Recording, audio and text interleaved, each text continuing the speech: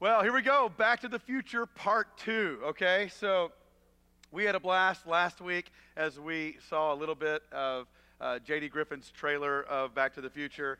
Had a great time. And people have been saying, so why are you doing this series? And the reason we're doing this series is because the first question that most people remember being asked to them is, just finish it with me when you start to realize what I'm saying. What do you want to be when you... Yeah, so you know that question so well. You started getting asked that question as soon as your lips could move, you know? And you just kind of went, "Ma, ma, ma," and your mom turned and said, see, she wants to be a teacher just like me.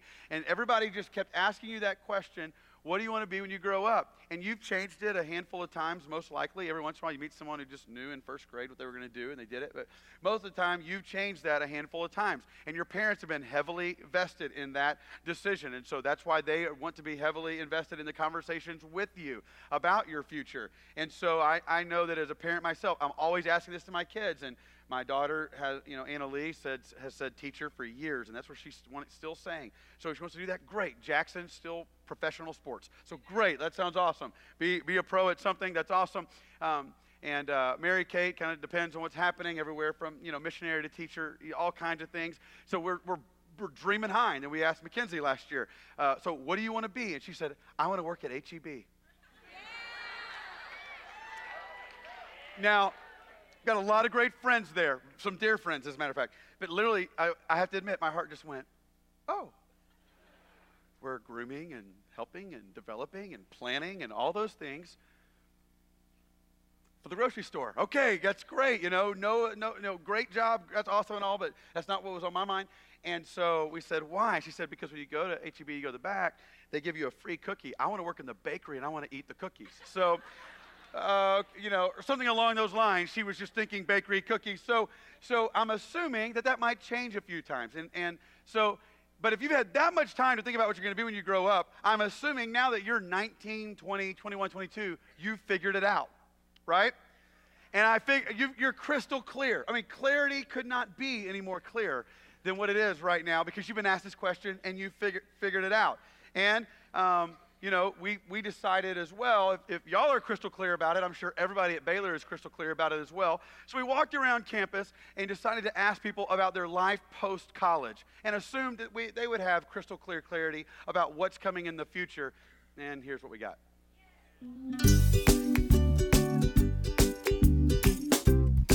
My major is bioinformatics. Child Family Studies major. Film and digital media major. Music history and literature. Pre-business major right now. Business major. Business major, and I don't know what I'm going to do after college. I plan to go to grad school. I'm hoping to either open up my own gym or just own a business of some sort. After college, I'll look for a job.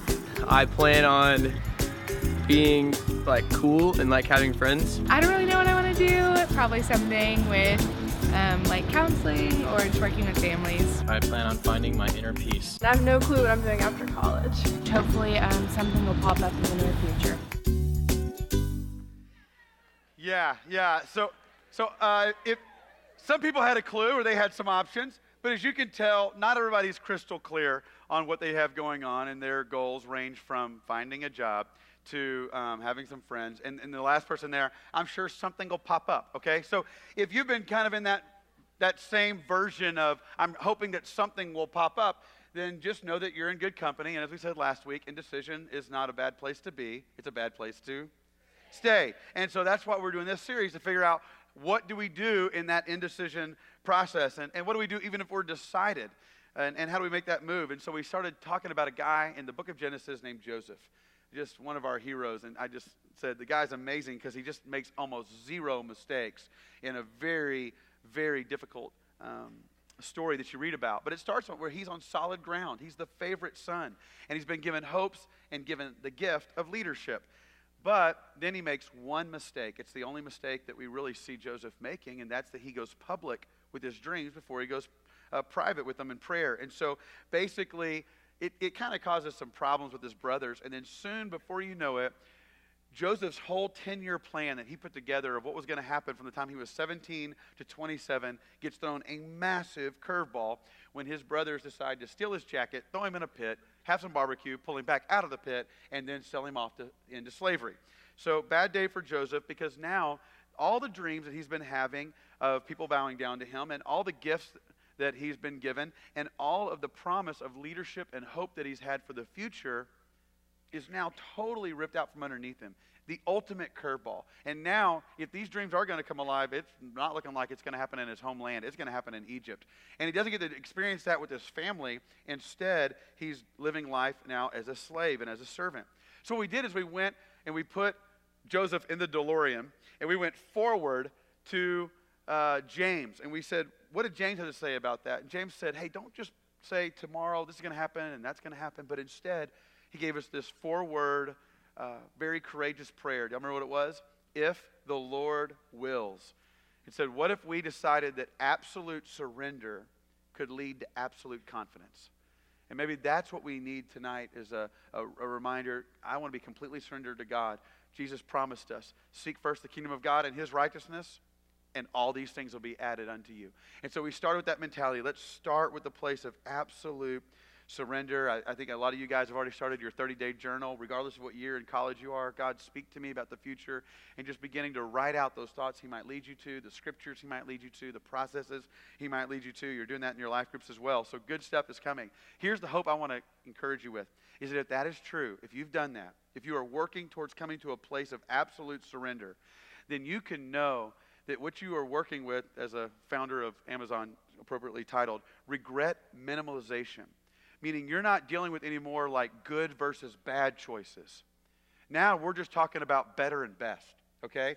And when you start making difference in good and bad, can really leave scars on your heart and leave major ramifications in your life and relationships. But when you get to a place of complete surrender and you're like, God, I just don't know. Like, is it Boston to help the church plant there?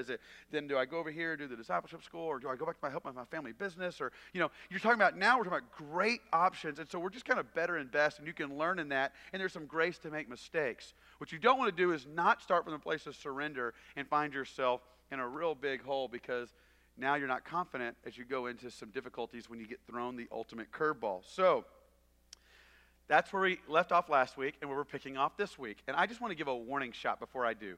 This message is really going to frustrate you, okay? So like, if you were came in and you're like, okay, Carl, I came tonight because someone told me about Back to the Future, and I'm wondering, do I need to be a lawyer? Do I need to be a missionary? Or am I going to be a teacher? Tell me.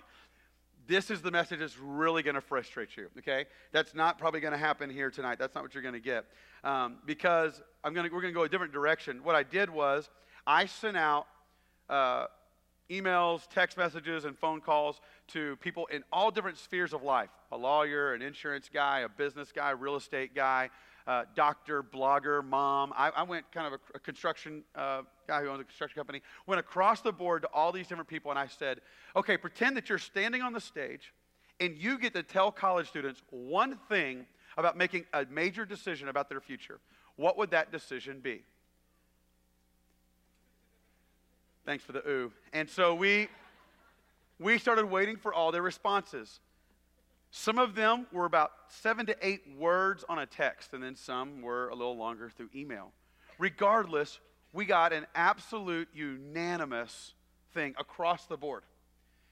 Now, other than 2 people who said, just tell them to marry the right person and it'll all go all right with them and they won't have to go backwards. So, like I said, question 1 that I get the most is about dating, so there you are. I had it, I said it. The doctor and the insurance guy wanted me to say that. Just tell them to marry the right person, so there it is. But other than that, everybody else had a very similar vibe that I began to send messages back to. Are you saying this? I want to make sure that you're saying that. And they were all like, yes, tell them that, and they'll be great. So I thought to myself, no ambitious college student wants to hear that. No boss wants to hire a college student who's graduated who doesn't have that. And if you don't have that, then when curveballs come, all kinds of chaos and disorder can happen, and you're not going to know what to do in those next steps. So tonight we're going to talk about that, all right? So part 2, title it in your notes, that, okay? So here we go. And we're going to start by opening up to Genesis 39, and I just encourage you might want to be going through the Word of God, looking at these beautiful, these 10 chapters of Genesis 37 through 46. Great stuff of reading about the life of this man of God named Joseph, okay? So we're going to pick up our story tonight in Genesis 39. We had started in 37, and tonight we're going to pick it up in chapter 39, And I'm going to read verse 2 through 4, okay? Verse 2 through 4. And here's what it says. The Lord was with Joseph, and so he became a successful man, and he was in the house of his master, the Egyptian. Now his master saw that the Lord was with him, and how the Lord caused all that he did to prosper in his hand. So Joseph found favor in his sight, and became his personal what? And he made him overseer over his house, and all that he owned he put in his charge. Now, in this phrase up here, there's some power-packed punches if you actually look for them. That Joseph found favor in the sight of Potiphar, who's one of the top men in the whole nation of Egypt. And it says that Joseph became his personal servant. Servant. Joseph became his personal what? Servant. So, if you're wondering what that is, if you're wondering what it is that everybody from insurance people to real estate people to construction people to bloggers said, they said this: tell them that if they don't learn to be a servant, their dreams will never be fulfilled. In a sentence, that was it. Tell them if they don't learn to be a servant, their dreams will never be fulfilled, because God will never fully release dreamers until they become full servants. So Joseph is a dreamer, and he's got all these dreams and these ideas. Next thing he knows, he's stuck and he's thrown a curveball. And there's all kinds of tendencies that come when you get curveballs. And Joseph is about to lay out for us through what we're going to read tonight a plan for what to do. And the plan all begins with this: when thrown a curveball, start serving. And when you find yourself going, I don't know what to do, I'm in an indecision mode. Indecision will tend to make you be paralyzed. But Joseph doesn't go paralyzed, he starts serving. And he begins to be a servant, and he begins to live out what he needs to do in order to be a servant. Very specifically, different ones begin to text and email me, say, I want to know who the first one to work is going to be in the morning and who the last one is to leave. Another person said, I'm tired of hiring people who are more concerned with their own interests than they are the interests of the company. Another guy said, I can't find people who are servants and are trying to build into our firm. Instead, they're waiting for me to just build into them. And I want to build into them, but they don't want to build into us. We're just their little stepping stone to the next step. And one after another, these different ones kept coming through. One guy just sent me very simply, said, tell them to be the best that they can be at what they're doing, be better than everybody else, and serve the person who's writing their paycheck. I said, I'll tell him. He said, thanks. And that was about it. So if you look at this scripture and you ask, and you say, so Carl, are you proof texting here? Or are you just like pulling out the word servant? You did a Bible Gateway search and you found servant, you read it, and you're trying to make your point. Well, just to make sure that you know that I'm not proof texting, let's just read a little further in the story, okay? And let's see what happens here just a little ways later. Genesis chapter 39, verse 21 through 23. But the Lord was with Joseph, and he showed steadfast love, and he gave him favor in the sight of the keeper of the what? Prison. Now, when we say prison, you're going to learn more about how he got into prison next week, okay? But what happened in this process where he's in prison, when you think prison, don't think like the prison that's in your mind with, the barbed wire and the little round things at the top and, the meals a day and everybody's wearing white. This was an absolute dungeon, okay? This would have been a very dark, just absolute dark place that no one would ever want to be. And in that dungeon, very difficult circumstances. That's where Joseph has now been thrown. As if Egypt wasn't bad enough, as if being, now having to serve in Potiphar's house, at least that was a little bit of a reprieve, and now he's in a dungeon. And you keep reading verse 22, it says, and the keeper of the prison put Joseph in charge of all the prisoners who were in the prison. Next words, and whatever was done there, he was the one who did it. How would you like to make a list of what gets done in prison and be the one who does it? Okay? In those days, there's no indoor plumbing. So most of the time, these guys were given buckets to fill up, all right? So whatever is done concludes you're the pee and the poop guy. Whatever is done for Joseph includes if there's new people, he brings them in and he gets them set up. He is now the administrator of the prison. Prisoners aren't known for peacefulness. There's a lot of conflicts and can be riots. Whatever happens means he is like in charge of bringing peace into riots in the prison. Whatever was done there, Joseph is the one who does it. In verse 23, the keeper of the prison paid no attention to anything that was in Joseph's charge because the Lord was with him. And whatever he did, the Lord made it succeed. How about that? This is unbelievable because what you're watching here is you're watching Joseph take on the grunt work. How many of you, your major is in grunt work? Raise your hand.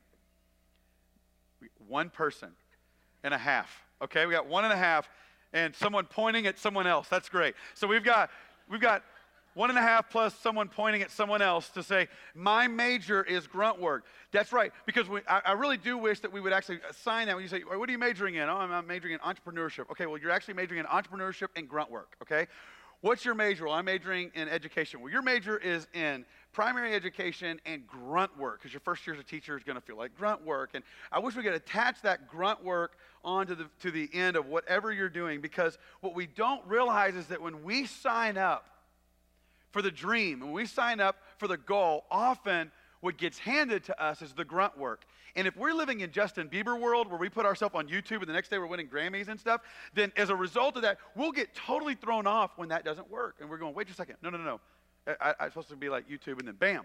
And we'll miss that there's something in the middle called process, all right? And in the process is grunt work. Now, I got to learn this firsthand, like I mentioned last week, about my process of becoming the youth pastor.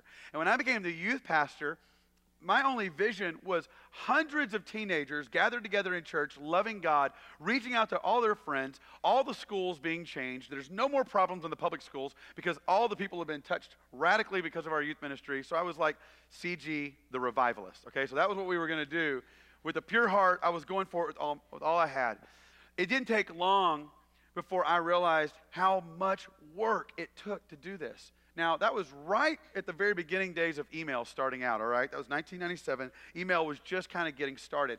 And so as a result of that, all the communication we did with parents back in those days came in the form of letters. And when I became a youth pastor, I had a mom pull me aside and said, if you want to keep us happy, you better send us letters. And I was like, then I'm sending you a letter every day, like, Dear Marcia, just like writing it out, So what I began to do was try to figure, okay, I'm sending out letters. But it was very difficult to keep up with the administration of all this stuff. We had just started this church. Actually, a couple years later, we started this church, and I didn't have an administrator to do that. And so I was struggling with all the administrative stuff. And I remember going to Jimmy, our senior pastor, and saying, Jimmy, will you please give me an administrator? I cannot keep up with everything going on. I can't even get to the schools because of how much I've got to do at the church. And he said, very wisely, he said, Carl, if I give you an administrator, you'll never appreciate them. He's like, you need to do that for a season so that in the future, you will appreciate administrators. That was kind of code for we don't have money for that right now, but it was a great spiritual principle that Jimmy was throwing at me. So I'll never forget the day where I was feeling this tension of trying to pull off a big youth event we were doing that weekend, and I was trying to get into the schools and start this new deal we were trying to do. And I've got this letter to go to the parents. And so I remember going to the copy machine. I hate copy machines. I'm so bad with, I still can't even run our copy machine. They like some code you got to push to get the copies. And I'm always like, I just want it to run, And so, but I'm standing at the copy machine and I'm watching these things go through and I'm just thinking, I need to be at the school. And I wait for them all to come out, but I had not done them, really sorted them really well. So I'm having to go through and put page 1, page 2, page 3, page 1, page 2. And I'm going through all of these things. And then I'm sitting down, I'm folding every single one of them and trying to get them to fold in the envelopes, but I don't fold them all right. And so I'm having to refold different ones. Now we're talking about 2 hours has passed, 3 hours has passed. And I had to go print off, I had to go get labels, and someone actually was gracious and helped me print the labels for all the addresses. And I sat on that floor sticking labels on that envelope for the rest of the afternoon, just label, label, label. And then I had to put stamps on them. And they gave me this little roly sponge thing to dip in water and like put it on the stamp and then stick it on there. And I'm sitting there, and then someone walked in right as I was finishing and be like, isn't our new folding machine so cool? Tears. I was like, what folding machine? Like, we got this thing, you just throw it through, and it just goes boom, boom, boom, boom. It's like perfect for the envelope. I was like, yeah, that's really awesome, you know. And they walked out, and I was just like, punch the wall. Like I'm sitting there going, they need me at Waco High, and I'm folding these stinking letters, you know. Revival, nothing. I can't get the envelope folder to work, you know. Like I'm losing it there on my floor. I can still see what I was wearing. I mean, I was just sitting on the floor, putting these things together. I took them to the mailbox. I was just like, you better thank me for this, you know. Marcia, the letter girl, you know, like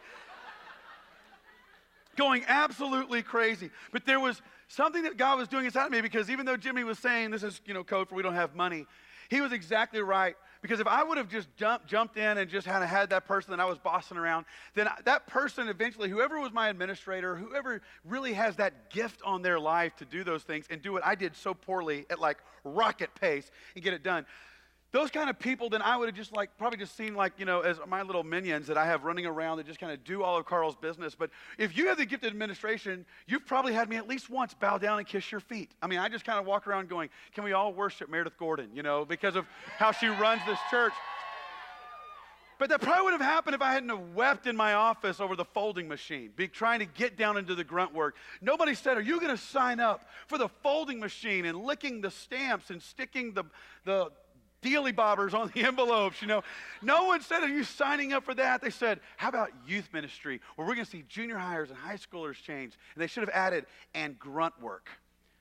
Because I had no idea that what I was about to go through can't relate at all to a dungeon. I'm not trying to put myself in that place, but let me just say, it felt that way. It felt like I can't do what I'm called to do because I'm doing all of this, and I missed that that's what God was trying to do in this dreamer. We said last week that oftentimes you'll feel in the process of going after a dream that God will take that dream away from you. But he's not trying to bring pain into your life. What he's doing is he's taking that dream so that he can deal with the dreamer. So that when he gives the dream back, you actually can hold on to that dream and not let it spill out. Or he's got a better dream behind his back that he's going to pull out and he's going to give you. That's the character of our God. But while the character of your God never changes, he's got to work on the character of his people and the dreamer so that we can put to work what he's given us. And a lot of that will come in the trenches of servanthood. Now, let me just point out a couple parallels of what you just saw in this story. In verse 4, I want you to notice two things you just saw in those two. I just read two scenarios, one in Potiphar's house and one in prison. Notice this first thing in verse 4, that Joseph found favor in his sight and attended him and became his servant. So the first part was become a servant. And then it says, after that he became a successful man. I'm sorry, that's verse 2, sorry. Verse 4, and he made him overseer. So it started with attendant, it started with servant, and then it went overseer. If you go to the end of that story again in verse 23, look for the same pattern. The keeper of the prison paid no attention to anything that was in Joseph's charge because the Lord was with him, and whatever he did, the Lord made him succeed. So he goes on in prison to become this amazing overseer, but it started with whatever had to be done, he did. The parallels are the same. He started with servant and then moved to overseer. It didn't go the other way around. So what you need to see is that in this biblical principle you're picking up right now, is that this is something that wasn't just a process for Joseph to learn. This is a principle that God is going to want to work in your life. And being someone who's been trying to give my life for young people for all these years, I'm consistently trying to figure out how to help young people not get derailed when curveballs come their way. So basically what I found is that if people think that if during their 20s, that their 20s are all about flourishing, and it doesn't include any part of suffering or service inside of their world, then they will come to a point where they feel either disillusioned with God or insecure about themselves. But if they realize that this is a process of servanthood that's building the character inside of them for what they need in the future, then things can kind of get turned around and they can see what God's really doing. Now, having studied this for years, I feel like I've just tried to read everything I can possibly get my hands on throughout the years about this. And found something very, a while back that really helped me put into words what I'm feeling here. Now, if I've discipled you, you're like, oh, I know where he's going here because I do this for every single group that I walk with. But basically, there's a guy named Bobby Clinton who put together something that I'm going to call the stages of development, okay? And I want you to see if you can find where you are on the stages of development, okay? This is going to be some really bad handwriting, okay? So the first part of your life we'll take is this first step right here, all right? This is called sovereign foundations. This is about 1 to 18 years old. And the reason that this is called sovereign foundations is because you didn't have a whole lot to do with it. You didn't have a lot to do whether you were born in Ethiopia or in Oregon. It just happened, okay? And you didn't plan out whether your parents were going to be divorced or stay married. That just happened. A lot of what happened in these days of your life wasn't plotted by you. It was plotted by others. Now, as you got older, there were definitely choices that you made, but a lot of this is the foundations of your life that has led to who you are today, okay? So then there's another stage that Mr. Clinton calls inner life growth.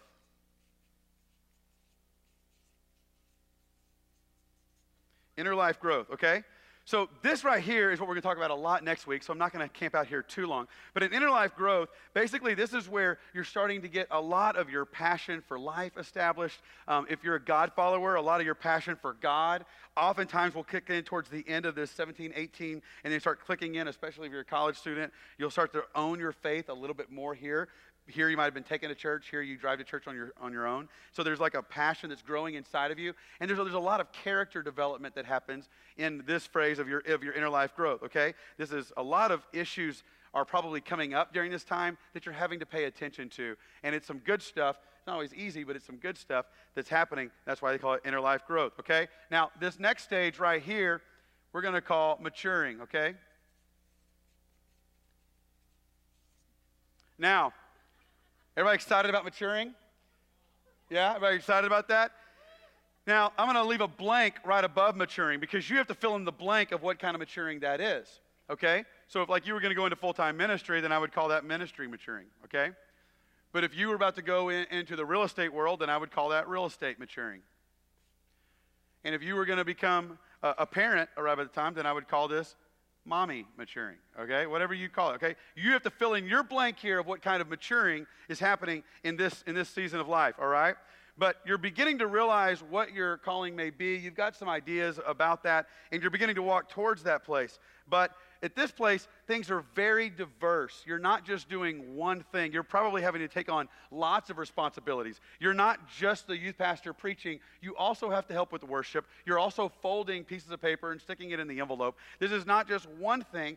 This is multiple things in whatever realm you're having to do. So you might, if you thought, oh, I'm just going to go and focus on one thing when I'm 23 years old, most likely it's not going to happen. You'll be giving lots of things that you have to oversee, okay? We're going to come back to that in just a second. So then, after you have your inner life growth and after you have your ministry maturing, then your next step, Lord, I hope I have enough paper on to do this, is life maturing. Okay? Life maturing. Now, life maturing around this stage, things do start to streamline. And you're not being asked to always fold all the papers and lead every worship set and preach at every sermon and make sure that you take care of every detail and call everybody. But instead, things are beginning to streamline just a little bit. You're becoming a little bit more secure. You're not walking as much comparison and just doing something for the title because someone else has a title. Now you're kind of like, that's just not me. Glad that's you. You know, this is me. And you're narrowing in on that and you're enjoying that and getting a little bit more peace and rest in the midst of all that. Now, the next stage is really fun. It's called convergence. That's a really big word, isn't it? Convergence. And basically, this is when you really are narrowing in the one thing that people need from you. So let's just take Jimmy Seibert, okay? Jimmy is a servant leader like you've never seen before. Now, do y'all want Jimmy doing all the bulletins on Sunday morning? No, you don't. Is he beyond making bulletins? Absolutely not. And if it were up to Jimmy, he would be doing the bulletins on Sunday morning, just to make sure y'all all know that he can make bulletins. We have to pull him out of things like that and say, don't do the bulletins, okay? We need you to go get a word from God and preach to us on Sunday to keep us inspired and mobilized for the kingdom.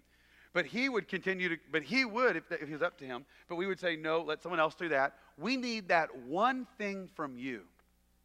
That's what convergence is. Convergence is now when you and others around you are starting to realize, I think this is my contribution. This is what I bring. And so you begin to narrow in and streamline into that one thing. And then this last stage with just enough room on the paper is called your legacy. Pretty cool. So here in the legacy, your main job is to pour into every single other group. You don't spend as much time here because you're pouring back everything you've learned by walking into this process. You're pouring it back that way, okay? Now, I put 1 to 18 years old here. I didn't give you much help beyond that. So let me help you with that now. Because actually, this part right here, the label would say this is the time you're 18 to 29 years old. So who in the room does that affect? Just about everybody, okay? This affects just about everybody in the room. So if you're like, I'm not really sure where I'm at right now, I think I may be in Convergence, you're not, okay? That's not where you are. And so you really need to know that because this is going to be a little bit more, your 30s and 40s. This can be like your 40s and your 50s, and then you kind of get into your legacies here, your 60s, your 70s, your, beyond, And the thing is, there's no magic number, to be honest. There's really not like at 29. I used to, when I was 29, I was like, I can't wait till I'm 30 because then I'll have my identity nailed down and I'll be life maturing, That didn't work. Curveball came at me right before I turned 30 years old, and it really threw me for a loop. But a lot of people graduate from college thinking that they're stepping into their convergence years. And a lot of people start small businesses and jump into that world, and they're like, I'm here to give my legacy. And what happens is they miss these years right here. I call these your yes, sir years. These are your yes, sir years. This is when your boss walks in and says, I need you to pull off the carnival, as my boss told me. I was like, carnival? Youth pastor revivalist? Not snow cone carnival. Okay. Yes, sir. Can't wait for that snow cone carnival to happen. I will get those pieces, those cups and those blue liquid things and the ice, and I'll push it myself, and we'll have snow cones, face paint, balloon animals. We do carnivals around here, right? We do carnivals. Why? Because at this point, I don't get to go, oh, sorry, I'm not the carnival guy. And if you get a job and you work in the world of medicine, you're like, oh, really? But I don't really do night shifts. I've converged. They let you converge outside into another hospital, way far away from them. This is why people are sending back. I didn't have to wait long for texts and emails. They said, please tell them we're not looking for anything more than servants. Why? Because we said last week, you can't know what you don't know, right? So during this time, you're getting what you need. And so the servant takes on the yes, sir mentality. And they get a few things from the yes, sir mentality. 2 of them you're going to get next week. But one of them, the heart of a servant, something you got to get. And then when you get the servant, you get shaped. And when you get shaped, you have something to actually give in your maturing days, in your convergence years. And there's a legacy to give. But people who bypass this process don't get the 18 to 29-year-old mark. They end up getting here, and people are still waiting for them to get back here. This is why oftentimes my biggest encouragement I get is when people call me from all kinds of life, from churches to businesses or wherever, and they'll call me and say, just want you to know there's this girl who was in your college ministry. And she's come here and we've hired her. She's the best person we've ever hired. What did she do for you? Well, she was a small group leader. She just kept going every single stinking week. Ran out of money, but brought snacks somehow anyway. Took everybody home and laid her life down for people.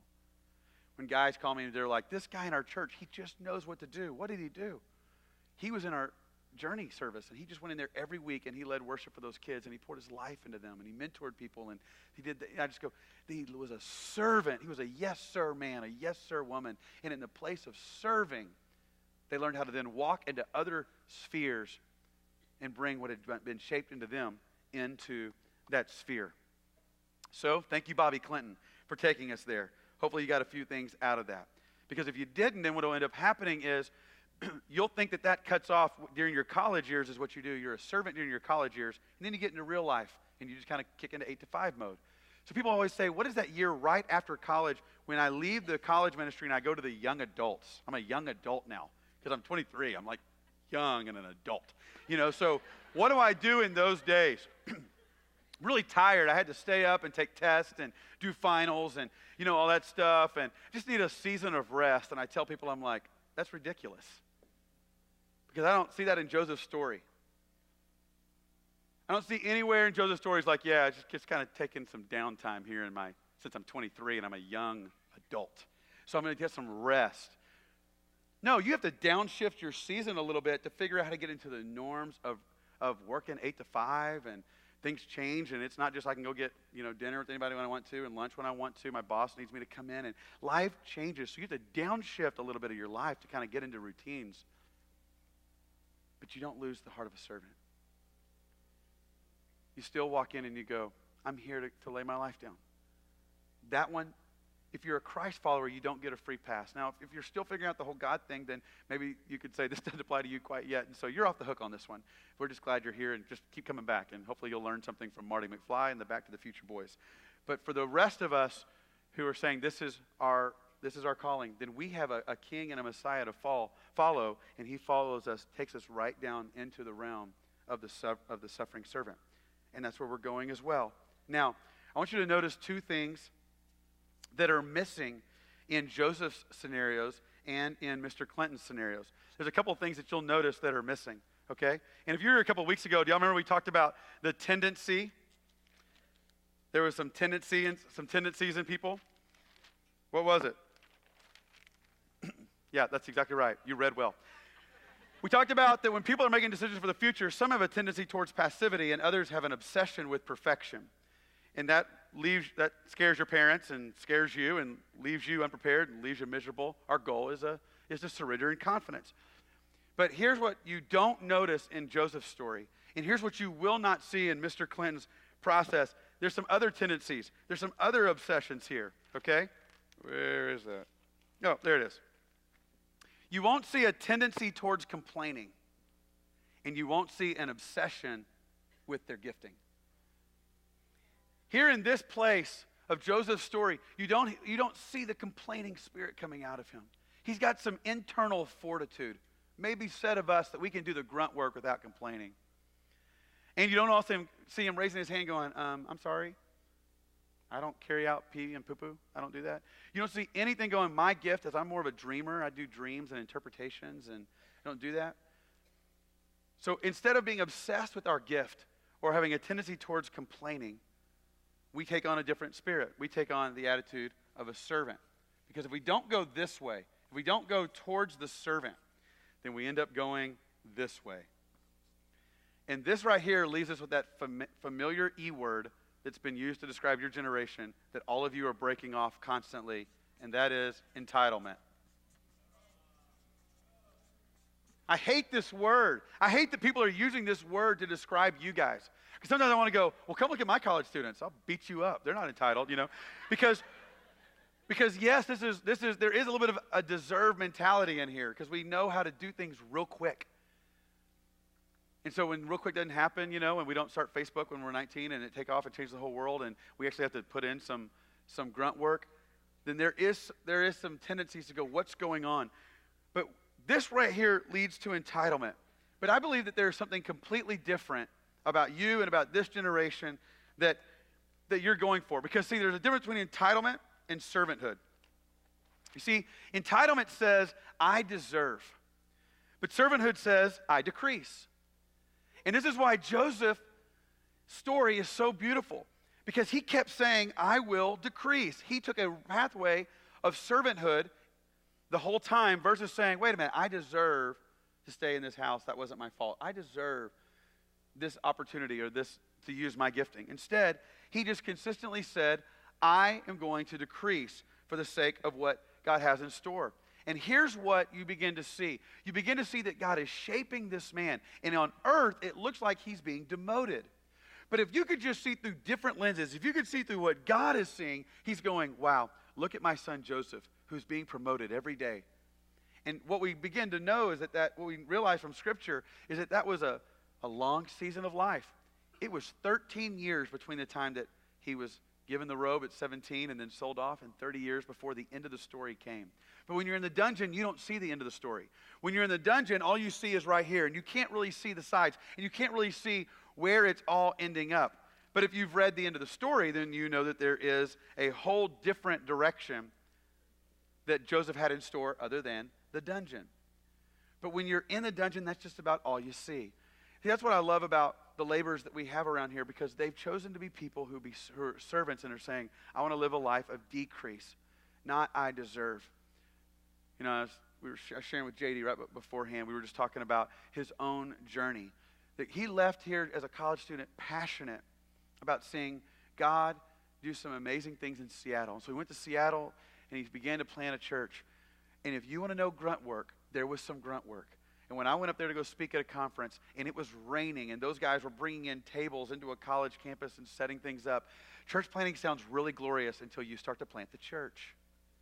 And then it gets really messy, and I watched those guys do hardcore grunt work, and I watched as a newspaper there in town ripped them to shreds, and they went through all the pain of what other people were thinking about them, and numbers dropped off from this conference, and instead they all just loaded up their stuff and went to a different venue and said, here we go, we're going here again. And just watch that grunt work happen, but begin to see a church plant happen, begin to see cool things happen in their college ministry, and God was doing great stuff, and then others got raised up that JD and Elizabeth could launch, and then they went on to San Diego and had a role as college pastor there and helping with services and all these things, and that was great. And then God moved them to Waco, Texas, and they came here. When they came here, they had absolutely zero title. So he went from pastor to college pastor to JD. And how are you going to make money? He's like, I don't know. I'm going to go preach places, I guess, and hopefully somebody will give me something. I mean, there was no title. We couldn't promise him anything other than there was a need for him to come here, but we didn't have title or money laid out. But see, I deserve says I need a title. I decrease says I need to serve. I deserve says I've got to have money. I decrease says I have a God who will give me my provider, and his grace is sufficient for me. This is in a place of constant grasping. This has already been to the place of absolute surrender, therefore can enjoy the beautiful rest of absolute confidence. And that's why I can trust JD just to get on stage and lead you. And now he's got titles. Why? Because now the end of the story is there. And there was times, if you asked JD and Elizabeth, they would say, it felt like a dungeon. Couldn't quite see everything around. But God was building in them the heart of a servant, and now you see the effects of that all over the place in our church and in our entire movement. The end of the story is a beautiful story for Joseph, but that dungeon servant years was a tough one to get. And I just felt like God wanted to speak some hope into all of us tonight. That if you're in that place where you're like, I'm just trying to press ahead and I feel like it's just so difficult, I just wish it would just get better, then I want you to know that there is probably going to be some reprieve here and there for you, but actually God has got you in a season where he's developing this whole idea of servanthood deep inside of you. This isn't like just something you get for this week and move on. It's a process he's got you in. And if you'll embrace this process, then the end of the story always has opportunity attached to it. Because those who will say, I decrease, there's always opportunities for those people. We're always looking for opportunities for the ones who will decrease. Bosses are always looking for opportunities for the ones who say, I'll decrease for the sake of the company. People are always saying, who are the servants? And I think that's a question that our earth is asking. Who are the servants? I just wonder if we could put our hands in the air and say, it'll be us. And if it's going to be us, then we have to kind of ask the question, where did we get that? Did we get that by pulling out a few truths out of Genesis? Or did we get that because that's the heart of our Messiah? You see, a little earlier, you took communion. And we heard from a story where Jesus broke bread and he gave it out to all of his disciples. And he said, take this, and when you take this, remember me. So they did. Take the cup and remember me. But there was a little bit more to that story that I'm going to end with as we read this here in John chapter 13. In John chapter 13, my subtitle says, Jesus washes the disciples' feet. And here's this 33-year-old man. They've obviously come together to have this Last Supper. Jesus has noticeably left out the person who's there to wash everybody's feet, because that would have been very normal in that time with everybody wearing sandals and grimy feet and all the travel had been noticeable. But someone has not done that job. And Jesus begins to shock all of these 19, 20, 21, 22-year-old men by getting down on his knees and washes their feet. And verse 12 says that when he had washed their feet and put on his outer garments and resumed his place, he said to them, "Do you understand what I've done for you? You call me teacher and Lord, and you're right, for so I am. If I then, your Lord and teacher, have washed your feet, you ought also to wash one another's feet. For I have given you an example, that you also should do just as I have done to you. Truly, truly, I say to you, a servant is not greater than his master, nor is a messenger greater than the one who sent him. If you know these things, blessed are you if you do them. I am not speaking of all of you." I'm sorry, that's 18. Verse 17, I'm going to wrap that one more time. "If you know these things, blessed are you if you do them." As we close tonight, I just thought the best way that we could close is by making this declaration that could it be that God could help set me up for my future by a decision that I make on April 2nd, 2014, that I'm not looking for a fast track, I'm looking to be a servant. That I'm not looking to go and be the one who can be the one who deserves. I'll be the one who decreases. That I won't be the one who tries to kind of make it through and jump right to Convergence, but instead I'll embrace the process of what God has for me and what Christine Kane dubbed as the darkroom years. To be able to pause and to say, "God, this is my years where I'll say yes, sir. I'll say yes, sir, to you. I'll say yes, sir, to my boss. I'll say yes, sir, to my family. I'll say yes, sir, to those around." That you could work inside of me the heart of a servant. And then, maybe, as that heart of a servant is shaped inside of me, there's something beautiful that I will have to give to the world in the years to come and do the same thing as Jesus did. So I want you to do me a favor and stand to your feet. And we're going to make this declaration together that God's called us to be servant-hearted people. And our worship team is going to come, and we're going to sing one more song to wrap up our time. And I want you to do me a favor and close your eyes. If that's weird for you, just play along for just a moment. But there was another little portion that I left out here in John chapter 13. And it's the part where Jesus comes to Simon Peter, and he comes to wash his feet. Peter says, "Lord, you're going to wash my feet." "No, don't wash my feet." Jesus says, "What I'm doing, you don't understand now, but afterward, you're going to understand." And they go back and forth. Peter going, "No, not me. Not wash my feet." And Jesus says, "I got to wash your feet. You'll have no part of me otherwise." And he gets on his knees and begins to wash the reluctant Peter's feet. And I just had this picture as I was preparing that Jesus wanted you to know that if he were here, what he would do is grab his towel and grab his basin of water and he'd get on his knee and he would just start washing your feet, because that's who he is. He just, by nature, he's a servant. And that servant washed the feet of those disciples. He would wash your feet right now, be a servant to you, and he was the one who then took that very same spirit of servanthood and he attached himself to a cross on your behalf. And he took your dirt and your shame, not just the dirt and the filth of your feet, now it's the dirt and the shame of your heart, and he put it to himself, and he went and he died on a cross so that gap between you and your imperfection and God and his perfection could be made up there through his death, his burial, and his resurrection. And he showed us the ultimate servant. Tonight, just sense that God wanted to clean you. He wanted to wash you. That's what he does. And it's there that those of us who've been cleaned and washed and served by this Messiah, we find our power and our grace to persevere through those years that seem very difficult and dark and can't see the finish line, can't see the end of the story. It's in that place that we find our grace to push in and to be a servant for others.